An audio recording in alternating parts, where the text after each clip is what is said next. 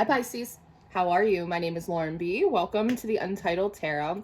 I wasn't planning on doing any readings today, Pisces, but I woke up and I felt you pulling on my energy so strongly. I had to sit down and do a reading for you. Something that's really sticking out to me in the environment today is all of the seagulls. I live on the East Coast, so seagulls aren't necessarily a rare occurrence, but if you live in a coastal area or a coastal town and you have a lot of seagulls around you, you'll notice that they spend a lot of time in parking lots and they spend a lot of time near the dumpsters, similar to crows, right? Oftentimes we consider them to be a bit of a scavenger bird, but in truth, they're a water bird. So if they want a really good catch, something high quality, something that's really fulfilling for them, they have to be near the ocean shore. They have to be flying above the water. And so it's just making me feel, Pisces, like maybe you have been in this mode of scavenging, feeling like you don't have the resources or the clarity that you need. And so you too are hanging out in parking lots.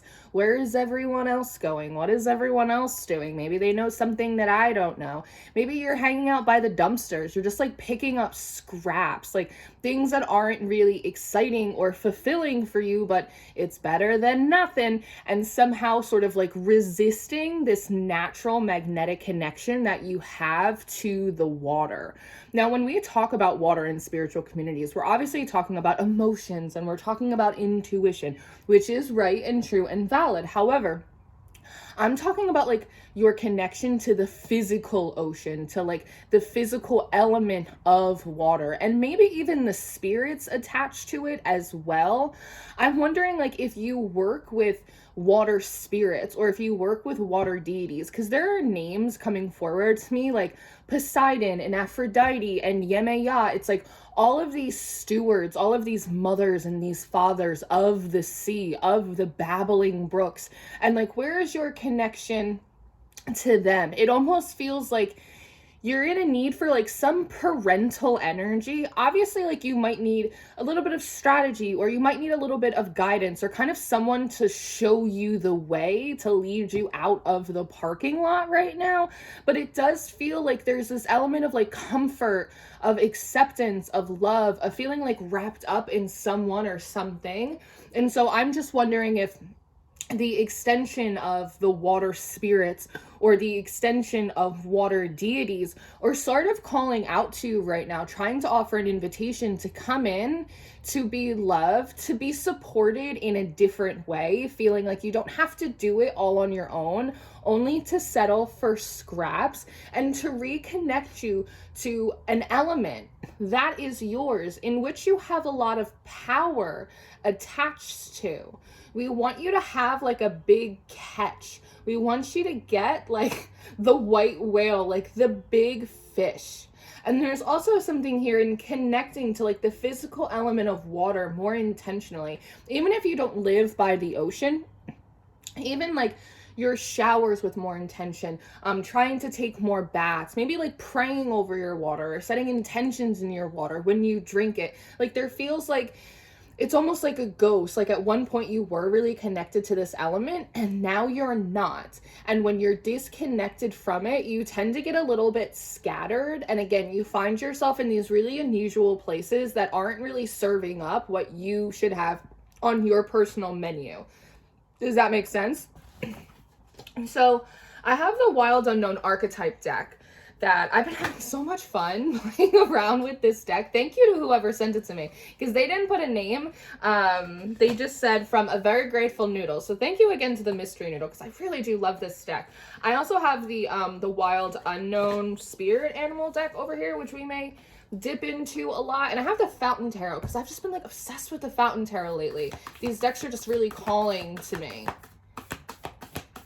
And that kind of brings up, hold on for a second, that kind of brings up an interesting point, that a lot of times when I do my readings, I will feel the pressure to like rotate through a certain amount of decks just for the sake of variety. And I forget sometimes like how much of a connection I have to certain decks within my collection. And maybe that's maybe there's something in there for you too, Pisces. Like maybe you're trying to make yourself like more quirky or more collective, or again, it's like you're trying out all of these different things, trying to figure out like which one is gonna work. But in reality, it's like you have your tried and true decks. Like you have the things that you like and give you power and that you feel connected to and like make you feel like yourself. And just for the sake of variety, or just for the sake of keeping things interesting, is it worth it to pull yourself away from that in which is in resonance for you? Does that make sense? That makes sense. I think it makes sense. In my mind, it makes sense. So let's see.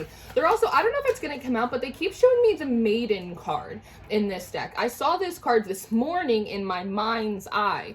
And when I'm thinking about a maiden, it's sort of this energy that has yet to really be touched by the world. And when we're touched by the world, Pisces, we begin to shift and we begin to change. And sometimes, you know, when I was a child, I did childish things, but when, you know, I became a man, I put away my childish things. Like, maybe, like, you know, the world will make you grow up, but, you know, in order to grow up, sometimes it makes you grow old. And so I'm just wondering if part of this maiden energy is kind of stepping back into this role or this part of yourself, or even this archetype where the world doesn't have to have so much of an impact on you to the point where you no longer feel like yourself. Does that make sense? So the oh, this is interesting. So the medallion is coming out with the Anima Mundi, the world soul. So I'm hearing like an exchange program. There's something about like an exchange program or like a prisoner exchange, some kind of transference here. It feels to me, 'cause look at this world soul card. Do you see how there's like everything but the kitchen sink in here? There's a little bit of everything. And it feels like these are the things that you've collected from the world. When we're looking at the medallion, it talks about an inheritance. It's that in which is given to us. And sometimes these are really positive things, right? Ancestral strengths and abundance and talents. Sometimes it's traumas and sometimes it's wounding. Sometimes we don't always read the fine prints in life, right? We're not always operating in, you know, the utmost of mindfulness. And so we absorb and we take on these things from the world that don't really serve us, maybe aren't ours to really begin with, or things that we don't know that we can let go of, that we can drop. In Cancer's reading the other day, we were talking about Cancer being in this tug of war and all of a sudden realizing, I don't have to do this.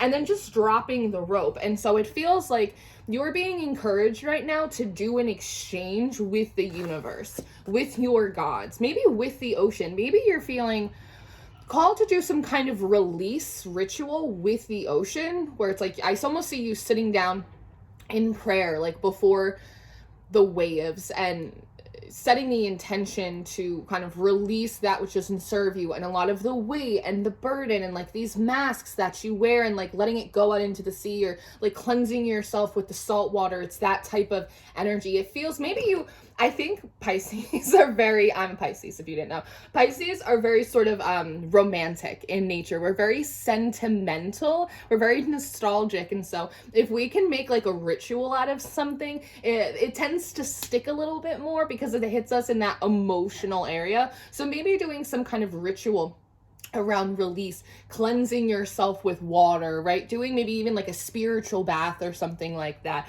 I like to use hyssop for my spiritual bath, HYSSOP. I like to use that for my spiritual baths, but you can do whatever you want. But there definitely is an exchange here.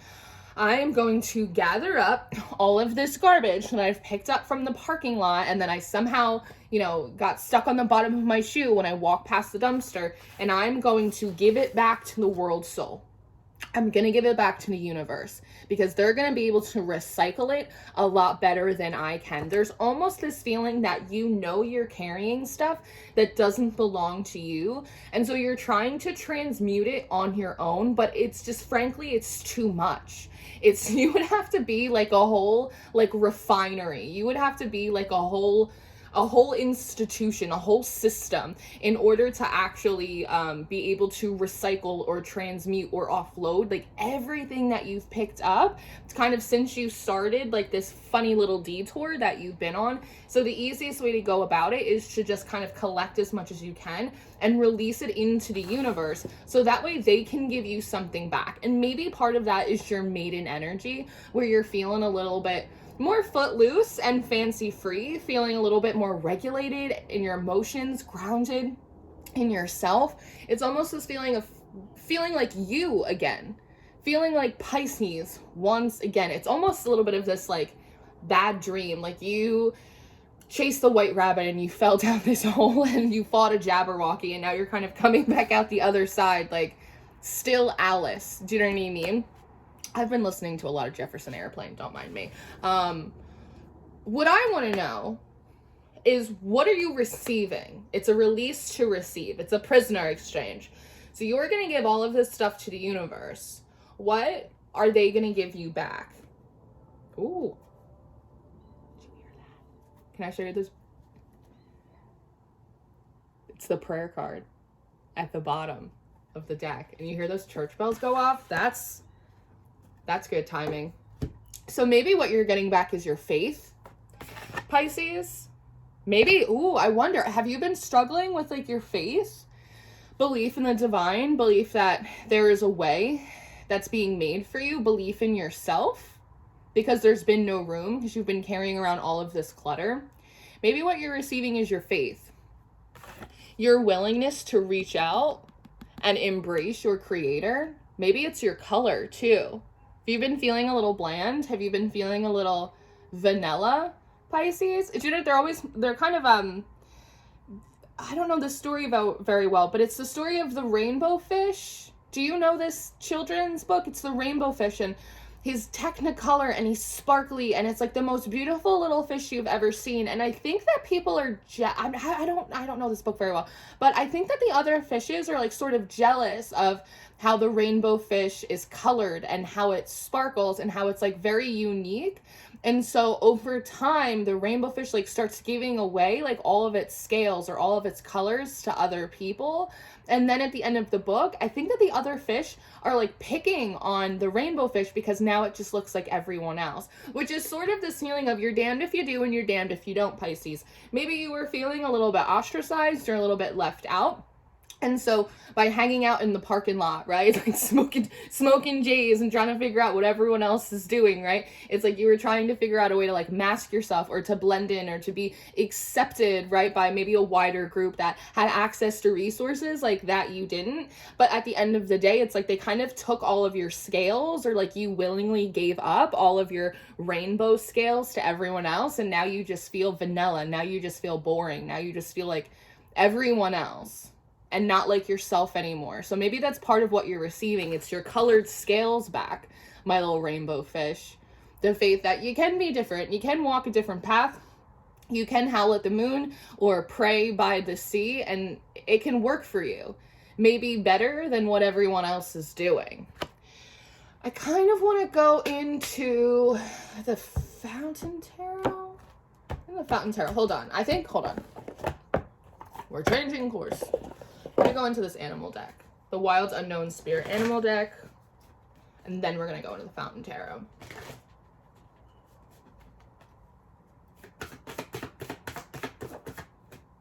Swirled Soul Sea Serpent. Oh, this is so interesting. So one, what's coming through here is you're coming full circle with something, Pisces. Sometimes we have to see what doesn't work for us and what we don't like in order to see what will.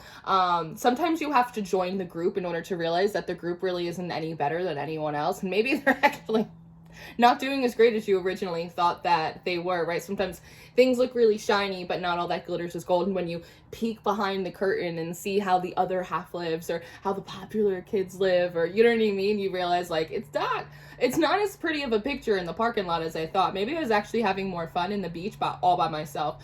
The sea serpent also carries this energy of protection, because it has this evil eye medallion right here in the second and in the center. Oh, interesting. Right here in the center. And I want to put it on top of this world soul, this anima mundi, which is, again, faith and prayer. And this belief that no matter how many wrong turns you can take, no matter how many lessons that you learn that you wish you didn't have to, that you could have maybe figured out by just giving something like a little bit more meditation or like a little bit of thought, or no matter who tries to like pluck your scales, or no matter how far you wander into the land and away from the sea, that there will always be a path to sort of lead you back home, that your spirit as an individual, that your connection to the universe, that your connection to your gods or your ancestors and the elements and just your natural source of power, it cannot be stolen from you. So if you haven't been feeling like yourself, or your intuition is just like not operating at full capacity, or it just feels like you lost your juice, there's sort of this promise here that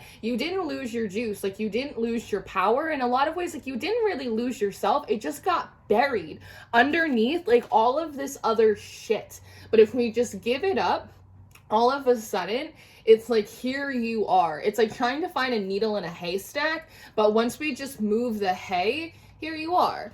We can find you again. And it almost thinks it's going to be, I feel like it's going to be surprising to you how quickly you slip back in to sort of your normal frequency or your normal personality, or like even the old way of doing things, right? Like I was saying before with my decks, sometimes I'm like, I gotta use this new deck, or I gotta use this. The people want new images. It's like, no, like the people, 3 years into my channel, like the people still want the bees from the Wild Unknown Spirit Animal Oracle deck, right? Sometimes if it ain't broke, you don't have to fix it. Do you know what I mean? I think this is a lesson that you're learning, and I really like that, our classic bee is coming out because it talks about sweetness. Bees are also sort of like fantastic navigators. They always have the ability to find their way back to the hive, back to the honeycomb. Something recently that I learned about bees is that bees actually really enjoy recreational activities. If you build them like a little obstacle course, they'll go through it just for fun, which brings up this idea of like levity and play and not taking things like so seriously and not having so much pressure, and that sometimes there can be a little room for laughter even in midst of the day-to-day duties. Because if you're really worried about resources, Otter, another card about play. If we are really worried about resources, about not having enough, right? This world soul is coming forward saying, no, like you are held, you are protected, like you're always going to be provided for, like you're always going to be sustained. And if you can remember that, then that leaves more time and energy for other things, especially because one, otters talk to me a lot about friendliness, and bees really talk a lot about teamwork too. So again, you're really being invited to step into like a greater level of like co-creation, co-manifesting, cooperation with the universe, with your spirits. But what's interesting about otters is they're one of the only animals that use tools. Other animals don't use tools, but if you ever watch a documentary about a little otter, they'll get these clams and these mussels, and then they go down to the bottom of the water and they'll pick up this big rock and they'll use it to smash open what was previously closed, right? So if you're worried about like not having the tools or the resources or the strategy that you need, it feels like it absolutely is going to be provided for you, but it's not going to come by way of observing other people. There is this idea of like monkey see, monkey do.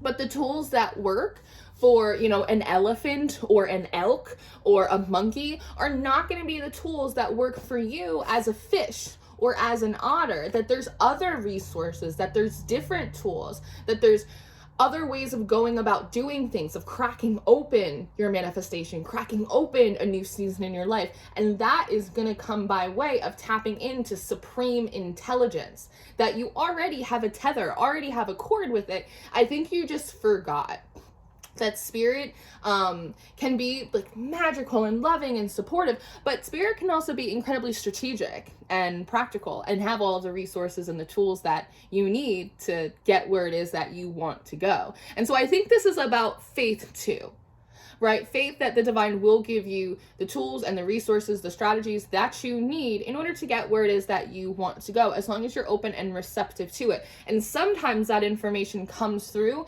in moments of stillness and also moments of play, moments of laughter where the energy is light, which means when your energy is light, it means that it's a little bit softer, which means that that divine intelligence is much easier. It's much easier for that divine intelligence to kind of come in and permeate your consciousness.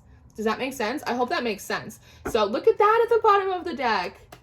It's the Sun card, tapping back into the inner child, learning and overcoming the lessons that you had to in the second line of the major arcana, even if they were deeply difficult. This is positivity. This is a fresh burst of energy. And this is also pure light. When we think about the moon, it's in a lot of ways the moon, which is sort of the energy that you've been in, it's a secondary luminary, because the moon doesn't produce its own light. The light that the moon has is reflective of the sun. So again, this is just you coming back to your true source of light, of energy, of connection, of faith, and that cracks open this maiden energy, right? Sort of like this inner child energy that's full of creativity and that's full of laughter and has absolutely no problem being bare-assed in the middle of the field, because that's who you are. And when you're actually occupying and embodying who you are as a person, you become unstoppable.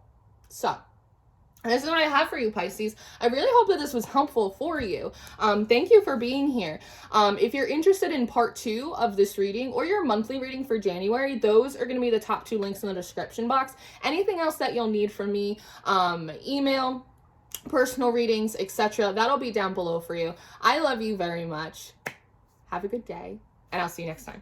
Goodbye.